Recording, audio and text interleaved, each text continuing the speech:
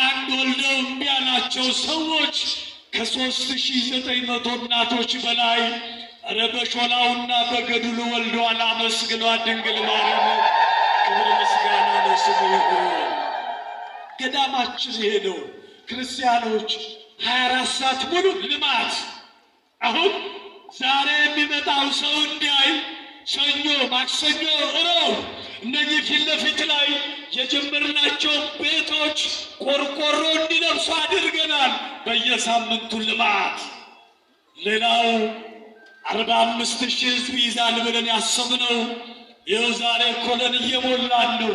ከስር 15,000 ሰው፣ ከላይ 15,000 ሰው፣ ከላይ ደግሞ 15,000 ሰው 4 ዓመት ሳይሞላ ሰሚነሽ የምታዩት ከታይ 3 ፎቅ ነው።